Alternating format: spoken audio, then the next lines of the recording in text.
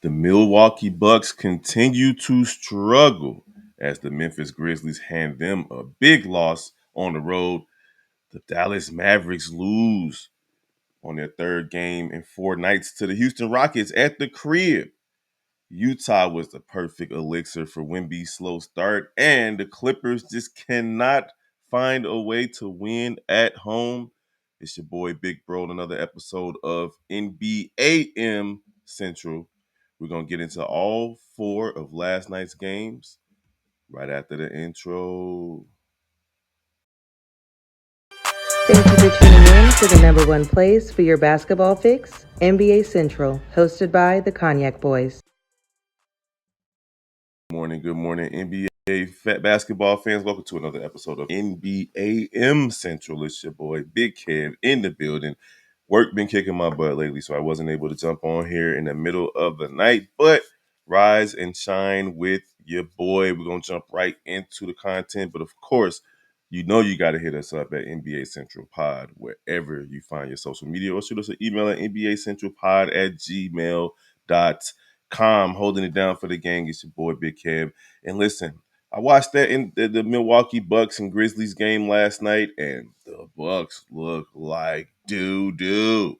I mean, this boy Giannis is starting to look like he's wasting the prime of his career. He put up 37 points, 11 rebounds, 4 assists, 1 block, 1 steal last night, and it wasn't enough. He was the only player in the starting lineup with wasn't a positive plus minus. He was zero, so he was even. He netted even, but everybody else was minus 20 and above in the starting lineup for the Milwaukee Bucks. And then you had the bench come in and not really give you much. They were only able to muster 99 points. This game was led wire to wire by the Memphis Grizzlies, who improved to 3-3. They put up 40 points in the first quarter on the Milwaukee Bucks, and it was led by Ja Morant's 26 points, 14 assists, 10 rebound, triple double. Everybody in the starting lineup had double digits. The bench came in and contributed with Kawamura with 0 points. Now it was Scottie Pippen Jr. with 16 points and 1 assist. Hey, Scottie Pippen Jr. Scottie Pippen Jr. been balling, bro. I'm not even going to front on Chicago Bull great Hall of Famer Scottie Pippen's son. At just 6'1", 170 pounds, he's out there taking care of business. 10.8 points, 3 rebounds, and 6.3 assists on 50% shooting from the field on the season. He's starting to finally get a foothold in the NBA. We know he's been up and down in the league, in and out of the G League, played with the Lakers for a little bit, bouncing around. But now he's found a home in Memphis. So shout out to Scottie Pippen Jr., Sierra Canyon. Listen, the real story, I mean, shout out to the Memphis for getting this win, but the real story is the Milwaukee Bucks. Doc Rivers' team is down to 1-4 on the season. And will I say this? Where there's smoke, there might be fire, because your boy Giannis did not look too pleased with his teammates yesterday. Speaking of his teammates, Dame Lillard, who forced his way out of Portland after staying there maybe 2 or 3 seasons too long, comes over to to Milwaukee and 1 for 12, 0 for 6 from 3, 4 points, 6 assists, minus 29 on the plus minus. 1 for 12, D Lillard, Mr. Dame time. Joe, you're going to have to figure something out, bro. 4 points is just not going to cut it for somebody who's making $50 million a year. I mean, Lord have mercy, bro. Like, I don't even know what to say about you, Dame. Maybe that you be listening to too much Glorilla. Is that it? Listening to too much Glorilla? Because, Jesus, you supposed to be helping. Like, I know that this team misses Chris Middleton, but Chris Middleton ain't been healthy in 3 or 4 seasons. So at this point, you all should be used to not playing with him. But to waste another amazing effort from Giannis Antetokounmpo, from the Greek Freak himself, nobody showed up. Brook Lopez, 12 points. 3 rebounds from Brook Lopez. Crazy. He getting a little long in the tooth. Torian Prince, 2 for 8 from the field, 5 points. Gary Trent Jr., 4 for 12 from the field, 9 points.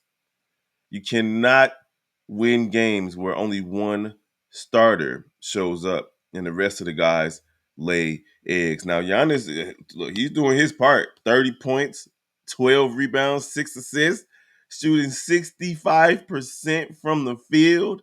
I mean, what else do you want from my man? Like, you really can't ask for much more from him on the season. You really can't. To start the season, Giannis, 25 points, 38 points in the win. Their only win, 25 points over the Philadelphia 76ers. That's because Philadelphia didn't have any players out there besides Tyrese Maxey. They probably would have lost that one too.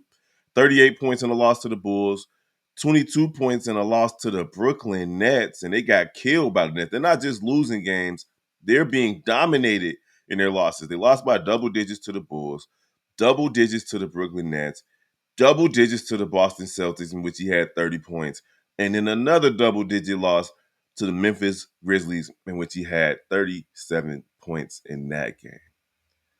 No wonder my man's is talking about getting traded. He might force his way out this season if things keep going the way that they're going. And Doc Rivers, poo poo on you, my friend.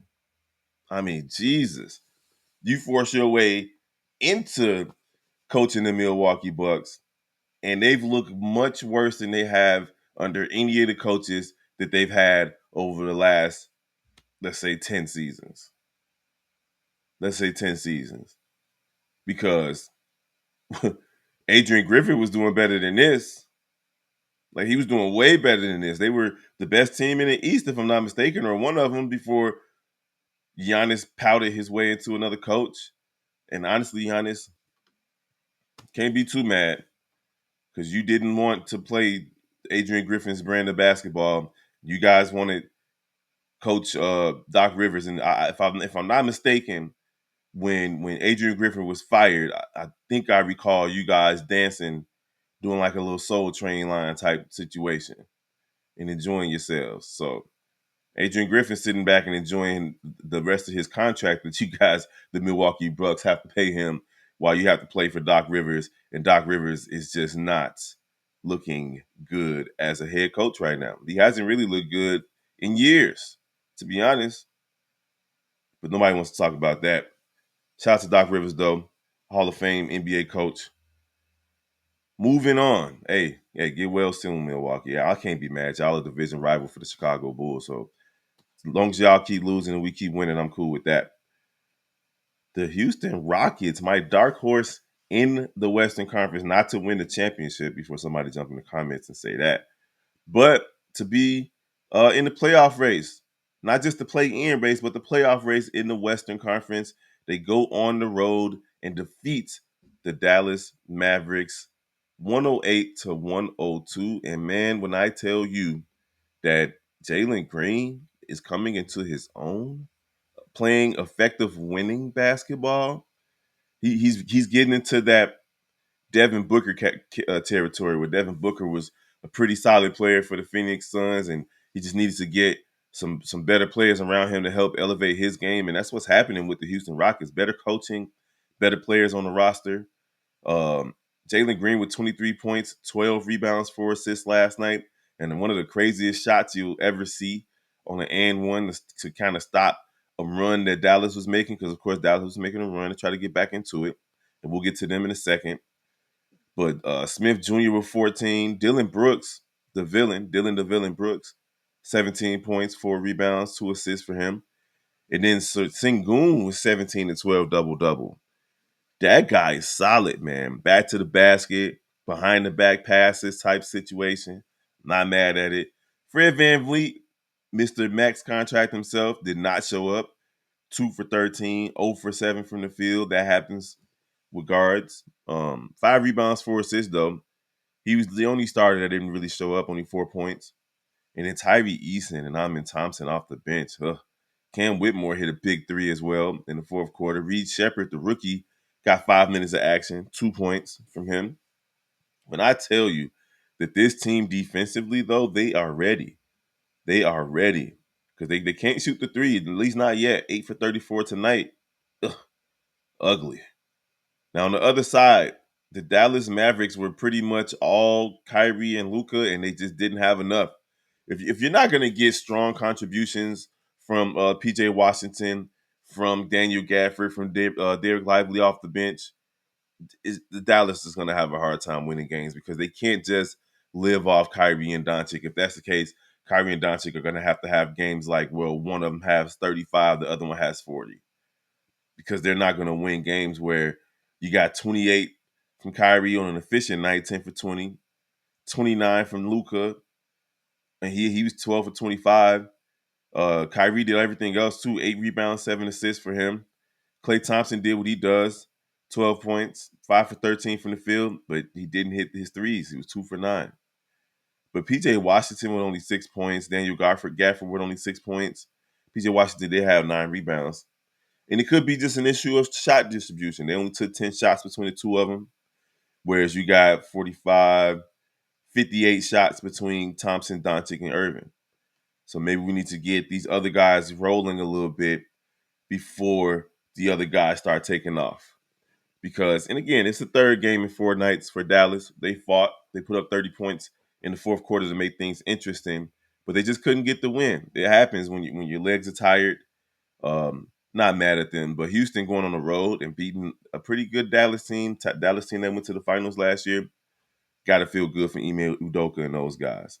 Now, Victor Wembanyama must have heard what we said about him yesterday over here on NBA Central. If you missed that episode, go ahead and scroll up. Me, Steve-O, and Hayes had some things to say about his slow start. And honestly, it's not like we was hating on the guy. He started off slow through the first 4 games of the season. It's just he just wasn't looking like the Wemby of old. The second game of a back-to-back, but against Oklahoma City, he had 6 points on 5 shots, and 3 of them with threes. Well, he went into last night's game, and there's no better elixir than facing a team that hasn't won a game, whether they're at home or not. The Utah Jazz are 0-5 now after last night's loss. Victor Wembanyama with 25 points on 9 for 20 shooting, 4 for 13 from 3, still shooting too many threes in my opinion. Did give you 9 rebounds and 7 assists, so that was his second 5-by-5 game because he had 5 blocks. So had more than 5 points, 5 rebounds, 5 assists, 5 steals, and 5 blocks for the second time in his career. He was a plus 43 in the plus minus. Crazy. Chris Paul with a solid game too with 19.7 rebounds, 10 assists, 2 steals. He's a plus 37. Um, the bench came in and provided a little bit of solidarity. They were solid off the bench. Now, don't make no mistake about it. San Antonio only scored 106 points. So if they weren't playing Utah, this wouldn't even be the San Antonio probably would have lost. In fact, Utah only scored 14 points in the third quarter. Other than that, it was a game. It was a game up until the third quarter when they were outscored 30-14, and then the fourth quarter they couldn't get back into it. And then they also didn't have one of their best players yesterday as well. So Lauri Markkanen was out. So it was going to be rough for Utah regardless of who they were playing. Filipowski did get the start. Former Dookie with 12 points.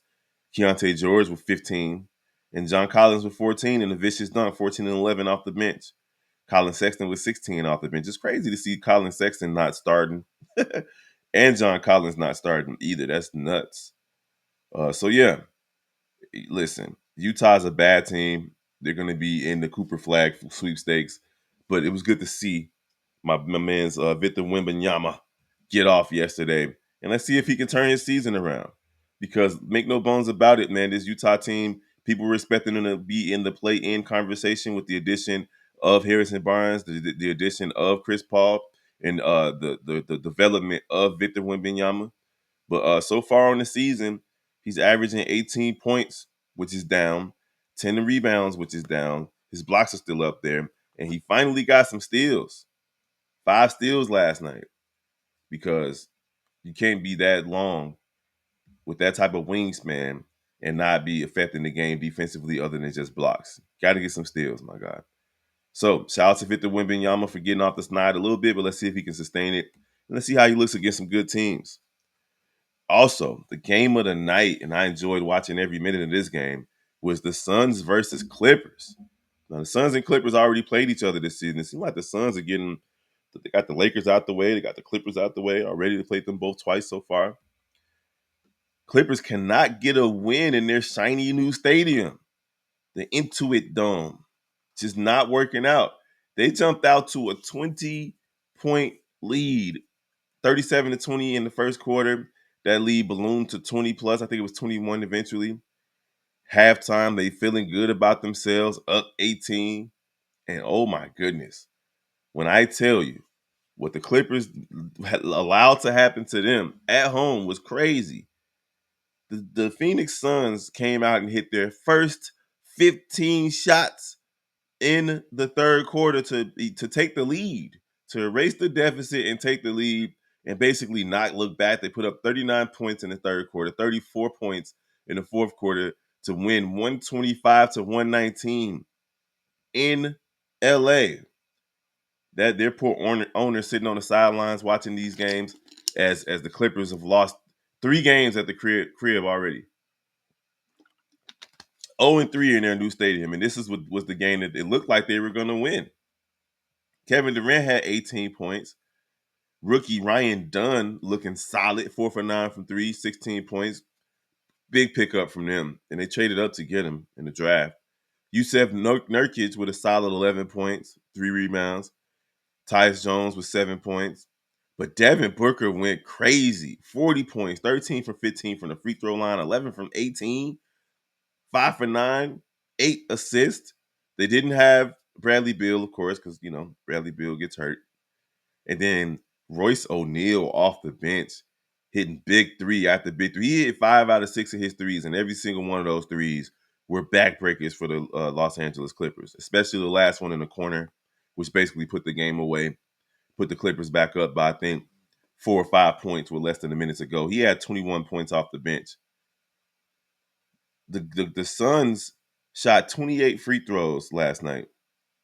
28 free throws. They hit 18 out of 39 threes to put up 125 points, and they only had 12 turnovers.